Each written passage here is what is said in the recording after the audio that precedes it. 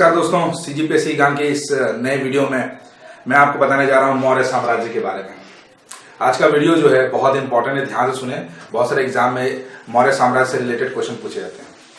तो चलिए दोस्तों शुरू करते हैं। देखिए दोस्तों, आपने एक चीज आप लोगों ने हिस्ट्री पढ़ी हुई है बहुत सारा, तो एक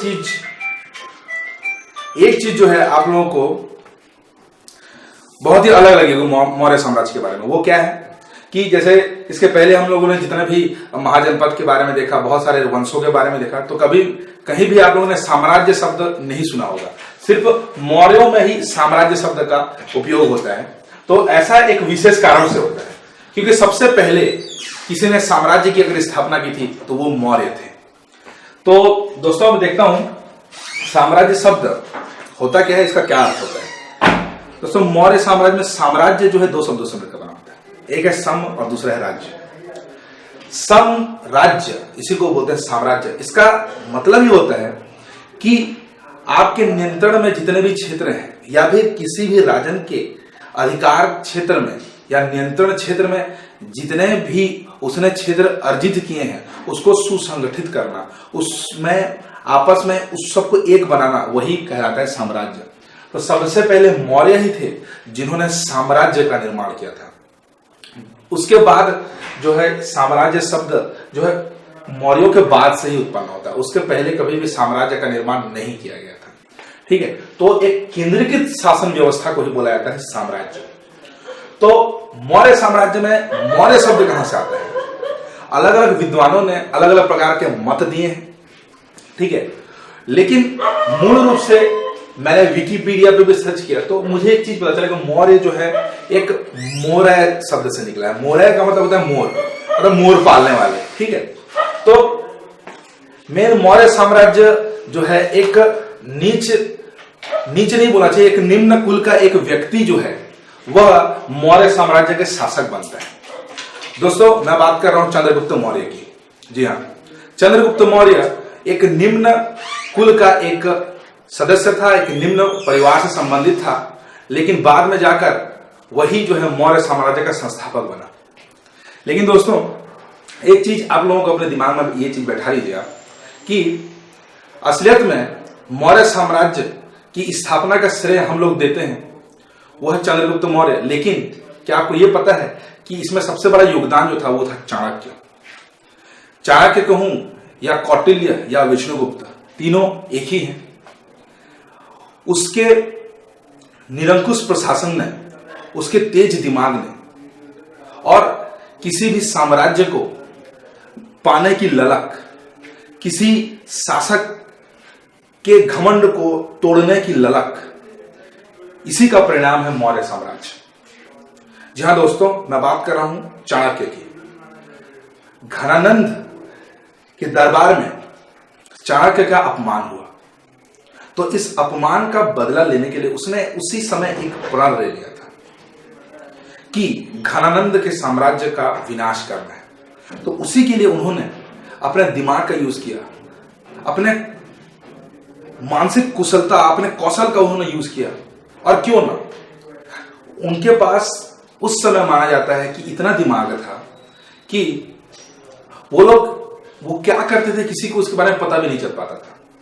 और ऐसा क्यों हो भी ना, क्योंकि वो तक्षशिला यूनिवर्सिटी जो कि उस काल का सबसे प्रमुख यूनिवर्सिटी है, जहां पे हजारों स्टूडेंट जो हैं अलग अलग जगह से पूरे विश्व भर के जो स्टूडेंट्स हैं तक्षशिला यूनिवर्सिटी में पढ़ते थे और वहीं के वो एक अध्यापक थे, एक प्रोफेसर थे। तो स्वाभाविक सी बात है उनका दिमाग तो काफी तेज ही होगा। तो उन्होंने अपने इस शारीरिक और मानसिक कुशलता का उपयोग करते हुए उन्होंने घनानंद को पराजित किया और उसके लिए उन्होंने गुप्तचर, जिसको उन्होंने अपने अर्थशास्त्र में गूढ़ पुरुष के नाम से बताया है, उसका उपयोग किया था। दोस्तों सबसे ज्यादा जो रिसोर्सेस चंद्रगुप्त मौर्य या मौर्य साम्राज्य के बारे में हम लोगों को प्राप्त होते हैं वह है कौटिल्य या फिर चाणक्य का अर्थशास्त्र। क्योंकि स्वयं चंद्रगुप्त के गुरु चाणक्य या फिर चंद्रगुप्त काल के उनके प्रधानमंत्री के पद पे भी उनको नियुक्त किया गया था। उन्होंने अर्थशास्त्र का निर्माण किया था। अर्थशास्त्र बेसिकली एक राजनीतिक व्यवस्था से संबंधित है। मतलब वह एक राजनीतिक व्यवस्था है, एक राजनीतिक विज्ञान है। तो उसमें चंद्रगुप्त के काल की राजनीतिक व्यवस्था के बारे में पूरा वर्णन हम लोग को मिलता है।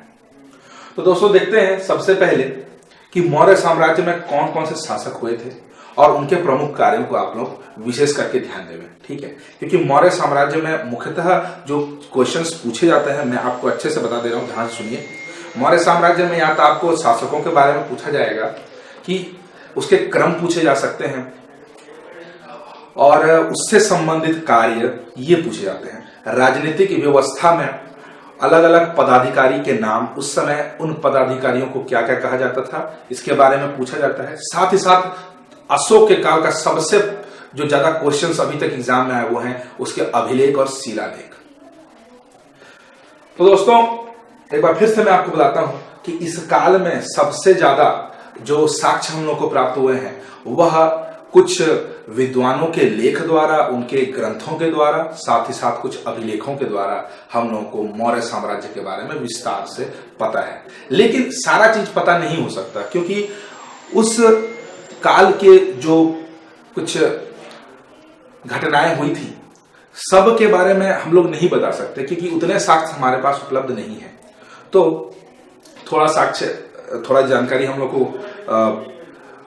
रानी के अभिलेख से मिल गई, कहीं किसी दूसरे अभिलेख से मिल गई, थोड़ी सी जानकारी हम लोग को मेगास्थनीज की इंडिका से मिल गई, तो थोड़ी सी जानकारी हम लोग को दिव्य दान से मिल गई, तो थोड़ी सी जानकारी हम लोगों को अर्थशास्त्र से मिल गई। तो इस प्रकार अलग अलग जानकारियों से मैंने ये जो आंकड़े जो है इकट्ठा किए हैं और मौर्य साम्राज्य से रिलेटेड टोटल जो है मैंने इस पे कवर किया है। इस वीडियो को आप ध्यान से देखिए। तो चलिए शुरू करते हैं। सबसे पहले शासक जो कि मौर्य साम्राज्य का संस्थापक कहा जाता है वह है चंद्रगुप्त मौर्य। दोस्तों चंद्रगुप्त मौर्य जिसको मुद्रा राक्षस में कहा गया है वृषल।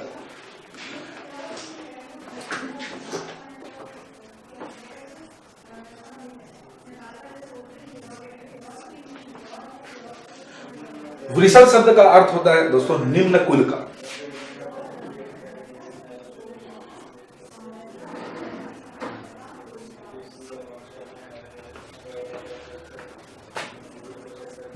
मुद्रा राक्षस एक बहुत ही अच्छी कृति है उस समय काल की जो मौर्य साम्राज्य के बारे में बहुत सारी जानकारियां प्रदान करती है।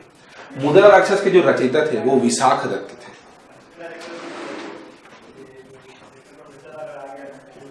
विशाख दोस्तों ये एग्जाम में पूछा जाने लायक क्वेश्चन है। विशाख दत्त जो मुद्रा राक्षस के रचयिता थे, क्योंकि ये एक प्रमुख साक्ष्य है मौर्य काल का, इसीलिए ये क्वेश्चन पूछे जाने की पूरी संभावना है। तो इस मुद्रा राक्षस में चंद्रगुप्त मौर्य के लिए जो शब्द यूज किया गया है वो है वृषल। वृषल का मतलब होता है निम्न कुल का। तो इसी मुद्रा राक्षस से हम लोग को इस बात की जानकारी मिलती है कि चंद्रगुप्त मौर्य वास्तविक में एक निम्न कुल का व्यक्ति था। साथ ही साथ इसमें उनके पिता के बारे में एक वर्णन दिया गया है। पिता का नाम था नंदराज और चाणक्य ने सबसे पहले हिमालय से इस बालक को लेकर आया था इसके तेज को देखते हुए, ठीक है। और उसके बाद उन्होंने इसे मौर्य साम्राज्य का संस्थापक नियुक्त किया था। दोस्तों कुछ और जानकारियां जैसे अर्थशास्त्र में भी कुछ जानकारियां हम लोग को मिलती है चंद्रगुप्त मौर्य। साथ ही साथ यूनानी ग्रंथों में जो है सेंड्रोकोटस एक वर्ड का यूज किया गया है। सेंड्रोकोटस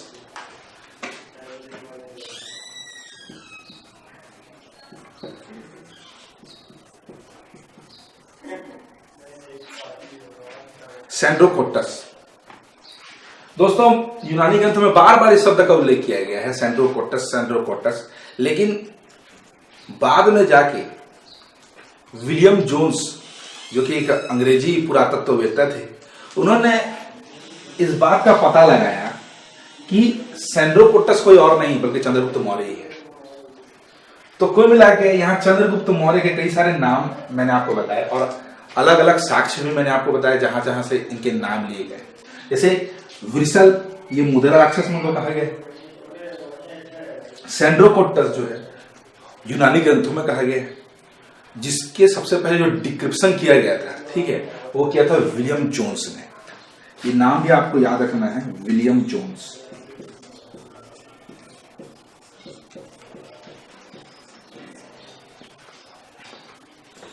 तो दोस्तों ये रही चंद्रगुप्त मौर्य।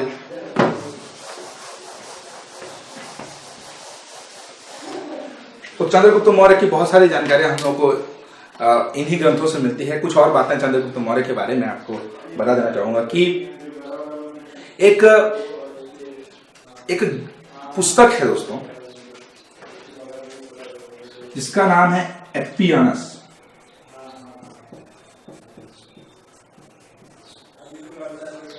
एपियोनस ये भी एक यूनानी ग्रंथ है, ग्रीक का एक ग्रंथ है, एक पुस्तक है।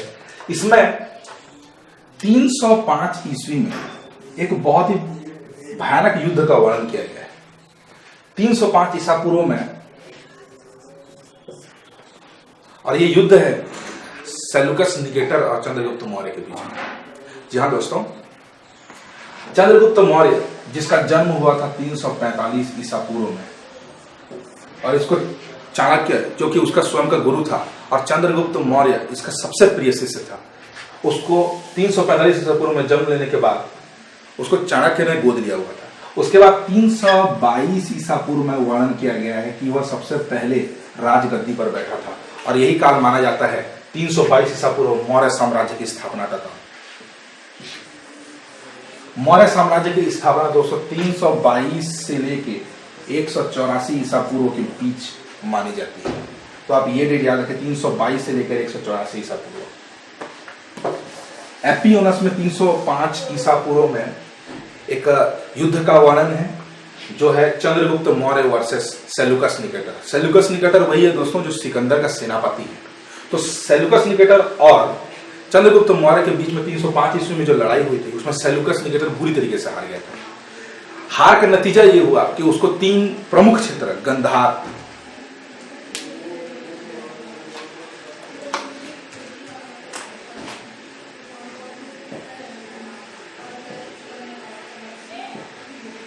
मकरान,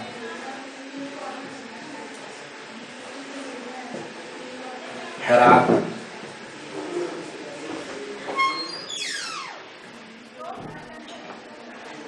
ये प्रमुख क्षेत्र जो है उसको चंद्रगुप्त मौर्य को देने पड़े।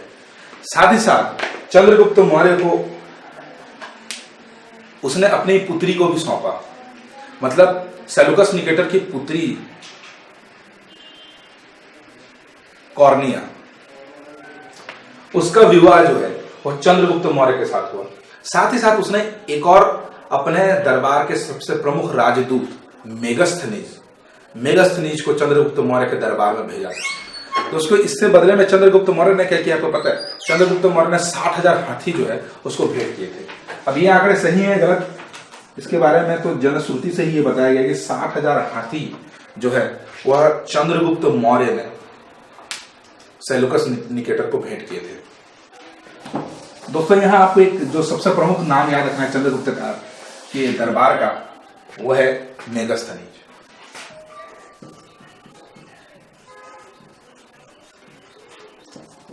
मेगस्थनीज जो कि चंद्रगुप्त के दरबार में था और इसकी प्रमुख रचना थी वो है इंडिका। ये दूसरा प्रमुख स्रोत है अर्थशास्त्र के बाद जिसमें चंद्रगुप्त मौर्य और मौर्य साम्राज्य के बारे में बहुत सारी बातें बताई गई। जैसे सबसे प्रमुख बात बताया गया उसकी राजनीतिक व्यवस्था के बारे में। दोस्तों इंडिका में बताया गया है कि चंद्रगुप्त मौर्य उस समय कितना बड़ा सेलिब्रिटी था। वह एक कोई साधारण सा शासक नहीं था। इंडिका में एक दृश्य की यहाँ दृश्य का उल्लेख किया गया है। इसमें से जो राजन है, जो चंद्रगुप्त मौर्य है, वह ऐसा राजन नहीं था, ऐसा शासक नहीं था जो डेली के डेली अपने जनता से मिलता था। 3 महीने 4 महीने और यहां तक कि कभी कभी 9 या 1 साल तक जो है जनता जो है चंद्रगुप्त मौर्य को देख नहीं पाती थी। तो जब एक विशेष दिन होता था जिस दिन चंद्रगुप्त मौर्य अपने जनता से मिलने के लिए निकलता था और उस दिन को एक पर्व की भांति मनाया जाता था, तो उस पर्व का उल्लेख जो है मेगस्थनीज ने इंडिका में करते हुए कहा है कि एक सोने के आभूषण से, चांदी के आभूषण से सजाया गया एक हाथी जिसके ऊपर चंद्रगुप्त मौर्य बैठा हुआ है और उसके चारों ओर हथियार लिए हुए कुछ महिलाएं जो कि चंद्रगुप्त की रक्षा करते हुए, उन महिलाओं को घेरे हुए हथियार लिए हुए पुरुष जो उन महिलाओं की रक्षा करते हुए, और उसके बाहर कुछ ऐसे लोग जो हाथ में पेड़ लिए हुए और उन पेड़ों में कुछ तोते हैं जो बोलते हैं, और वो चंद्रगुप्त मौर्य के जो ख्याति है या उसकी प्रशंसा करते करते पूरे जनता को चंद्रगुप्त मौर्य के बारे में बताते हुए आगे बढ़ते हैं। तो इस सुंदर दृश्य का वर्णन मेगास्थनीज ने इंडिका में किया हुआ है। तो आप इस बात से, इस इमेजिनेशन से आप इस बात का अंदाजा लगा सकते हैं कि उस समय चंद्रगुप्त मौर्य की ख्याति कहां तक थी। ज्यादा जानकारियां, इससे अलावा ज्यादा जानकारियां आपको चंद्रगुप्त मौर्य के काल की नहीं मिलती हैं। हाँ, एक 12 वर्षों का एक भीषण अकाल के बारे में बताया गया है दिव्यादान में। दिव्यादान में बोला गया है कि 12 वर्षों तक एक अकाल पड़ा चंद्रगुप्त मौर्य के काल में, मगध के आसपास का क्षेत्र। तब क्या किया चंद्रगुप्त मौर्य ने, भद्रबाहु, आपको अच्छे से पता होगा, भद्रबाहु जिन्होंने कल्पसूत्र जो है उनकी रचना की है और जैन धर्म में प्रमुख माने जाते हैं भद्रबाहु। तो भद्रबाहु के शरण में चले गए और उन्होंने जैन धर्म को अडॉप्ट कर लिया। और जैन धर्म में अडॉप्ट करने के बाद वो जो है कर्नाटक के श्रवण बेलागोला जो जगह है, जहां पे बाहुबली की विशाल मूर्ति, जहां पे हर 12 साल में, दोस्तों यहाँ पे आपको एक आंकड़ा रखना, 12 वर्ष का भीषण अकाल और 12 वर्ष का जो है 12 वर्ष में एक राज्य क्या बोलते हैं, महामस्तिष्क अभिषेक होता है। वहां जो मूर्ति बाहुबली की मूर्ति वहां पे लगी हुई है श्रवण बेलागोला में, वहीं पे लास्ट में अपने मृत्यु के आखिरी दृश्य को उन्होंने देखा था चंद्रगुप्त मौर्य ने। और 298 ईसा पूर्व में उसकी मृत्यु हो गई। मृत्यु होने से पहले उसने अपना जो जितना भी साम्राज्य था उसने सिंहसेन को सौंप दिया था। दोस्तों, सिंहसेन का उतना ज्यादा वर्णन नहीं मिलता है, लेकिन बहुत सारे इतिहासकारों का यह कहना है कि यह सिंहसेन कोई और नहीं बल्कि बिंदुसार था। तो इस प्रकार चंद्रगुप्त मौर्य के बारे में मैंने आपको बताया 322 से लेकर 298 ईसा पूर्व के बीच चंद्रगुप्त मौर्य का शासनकाल था। और उसने अपने जीवन के अंतिम क्षणों में भद्रबाहु के जैन धर्म को अपना लिया था और लास्ट में उसकी मृत्यु हो गई। 298 ईसा पूर्व के बाद सिंहसेन या बिंदुसार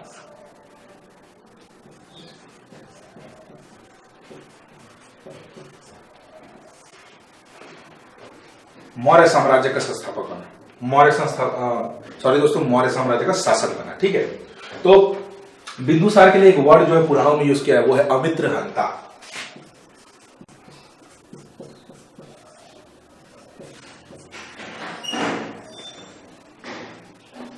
इसमें से बहुत सारे टॉपिक जैसे अगर छूट भी रहे हैं तो उसको लास्ट में आपको बता दूंगा मैं उसमें, क्या बहुत सारी चीजों को याद कर पाना बहुत मुश्किल होता है।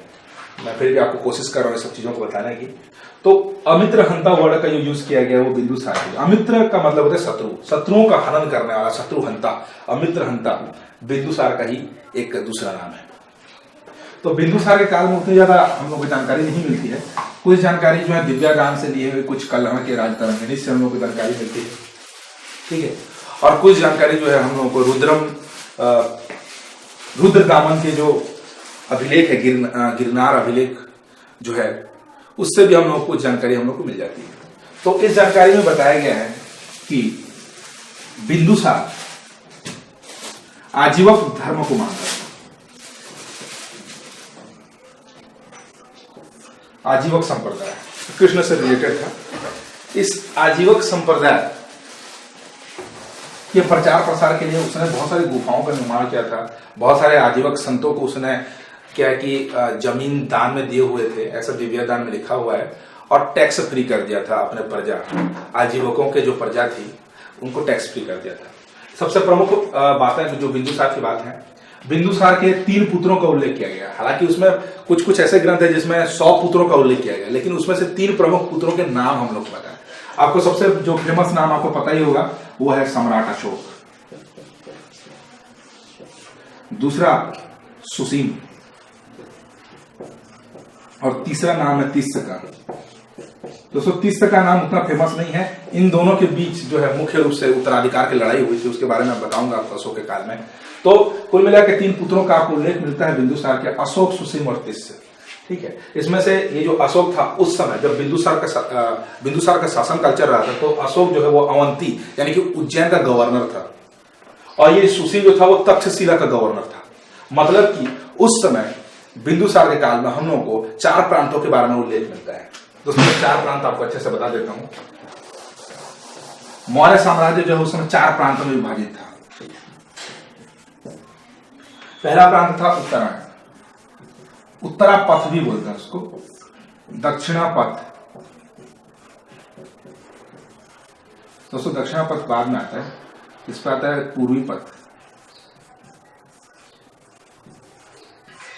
अवंती, और ये लास्ट में आता है आपका उड़ीसा या फिर तोसली या फिर कलिंग। तो 4 प्रमुख प्रांतों का उल्लेख किया गया है यहां बिंदुसार काल में। उत्तरापथ जिसकी राजधानी थी तक्षशिला, पूर्वी पथ जिसकी पाटलिपुत्र, अवंती उज्जैन, और जो तोसली कलिंग जिसका तोसली था, जो आधुनिक पूरी आदि का जो क्षेत्र है वो है। तो कुल मिलाकर ये था मौर्य साम्राज्य के 4 प्रांत और उसकी प्रमुख राजधानियां। इसमें से उत्तरापथ का यानी कि तक्षशिला का जो गवर्नर था वो था सुसीम, सबसे बड़ा पुत्र। उसके बाद देखते हैं पाटलिपुत्र, स्वयं यहाँ पे बिंदुसार का शासन था। अवंती उज्जैन, यहाँ पे जो है सम्राट अशोक, और तोसली कलिंग यहाँ पे तिस्य। ठीक है दोस्तों, तो कुल मिला के इतने प्रांत थे। इनमें से आपको एक बात बता दूं, तो याद रखिए आप इस बात को कि अशोक और सुसीम सौतेले भाई थे। ठीक है, तो उत्तराधिकार की लड़ाई जो इन दोनों के बीच में हुई, जिसमें विजय जो है अशोक की। बिंदुसार के बारे में तो आपको जितनी बारे में कुछ बातें मैंने आपको बताया, जैसे आजीवक धर्म को मानता था, उसके कुल मिला के 3 पुत्र थे, 2 पुत्रों का विशेष उल्लेख मिलता है। कल्हड़ के राज तरंगिनी में एक घटना का उल्लेख किया गया है कि तक्षशिला का गवर्नर सुसीम था। उसके काल में प्रजा नाखुश थी, क्योंकि सुसीम बहुत ही क्रूर किस्म का राजा था और अपने जनता के ऊपर बहुत सारी यातनाएं दिया करता था। तो उसके विरोध में जनता में आक्रोश उत्पन्न हुआ और उन्होंने विद्रोह कर दिया। तो विद्रोह जो इतना भयानक था कि सुसीम स्वयं उसको कंट्रोल नहीं कर पाया। उसने बिंदुसार से सहायता मांगी। बिंदुसार पाटलिपुत्र से जो है बिंदुसार ने इसको कंट्रोल करने की कोशिश की, लेकिन ये काम बिंदुसार से भी नहीं हो पाया। एंटियोकस नाम के राजा जो कि ग्रीक का राजा था, उससे भी उसने सहायता मांगी, लेकिन उस विद्रोह का सामना वो भी नहीं कर पाया। लास्ट में आके उसने अवंती के जो गवर्नर अपने बीच के जो पुत्र था सम्राट अशोक से सहायता मांगी। और आपको आश्चर्य होगा ये जान के कि सम्राट अशोक के पहुंचने के पहले ही उसके नाम मात्र से ही वहां जो विद्रोह चल रहा था वो रुक गया, वो बंद हो गया। तो मैं ये बताना चाह रहा हूं आप लोगों को कि अशोक की जो ख्याति थी उस समय वो कितनी बड़ी थी कि उसके नाम मात्र से इतना बड़ा विद्रोह जो है टल गया। तो बिंदुसार के काल में ये प्रमुख घटनाओं का उल्लेख किया गया है।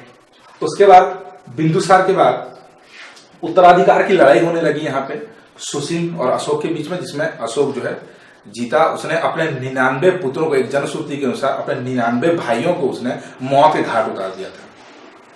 तो जिसमें से सबसे जो प्रमुख जो उसका जो सौतेला भाई था वो था सुसीम, जिसके साथ उसको बहुत ही भयानक जो है युद्ध करना पड़ा था। और लास्ट में सुसीम की हत्या जो है अशोक ने करके स्वयं को जो है मौर्य साम्राज्य का नया राजा घोषित किया।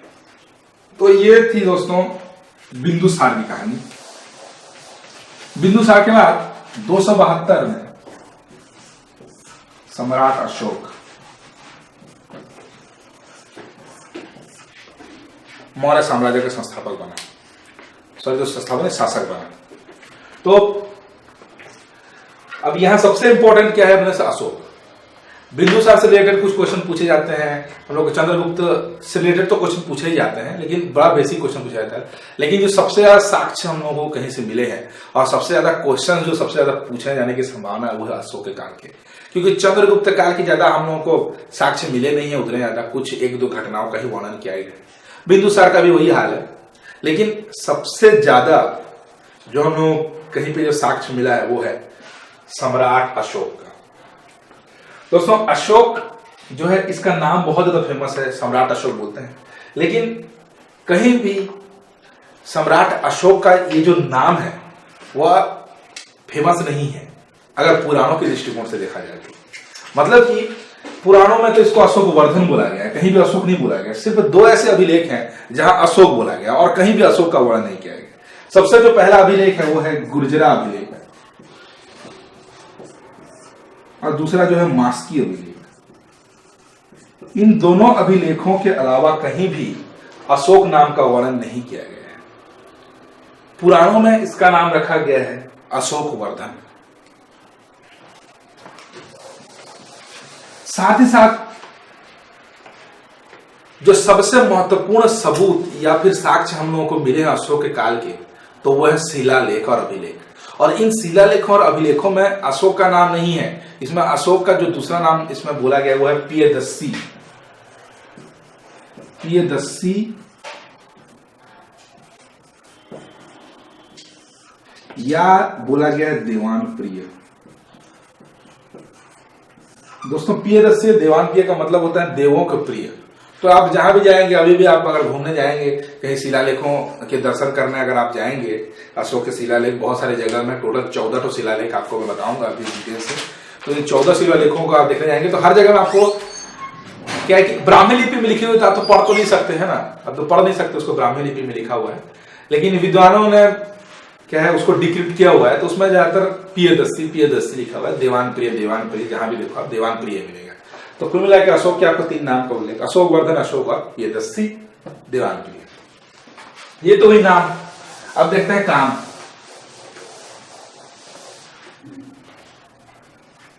दोस्तों वैसे अशोक का तो नाम ही काफी है, लेकिन अपन उसे काम पे ज्यादा फोकस इसलिए कर रहे हैं क्योंकि उसने बहुत सारे काम किए हैं और इन सारे कामों का उल्लेख जो उनके 14 शिलालेखों से मिले हैं। मेरे कहने का ये मतलब होता है दोस्तों कि सबसे ज्यादा जो सबूत मिले हैं वो अशोक के काल में टोटल मिला के 33 अभिलेख, 33 साक्ष्य हम लोग मिले, 33 साक्ष्य। इन 33 साक्ष्य में 14 शिलालेख हैं, उसमें से आपको 7 अभिलेख हैं, लघु अभिलेख जो बोलते हैं, और बाकी जो मिले हैं वो है गुहा अभिलेख। गुहा लेख इसका मतलब होता है गुफाओं में बहुत सारी जानकारियां हम लोग को मिली हुई है।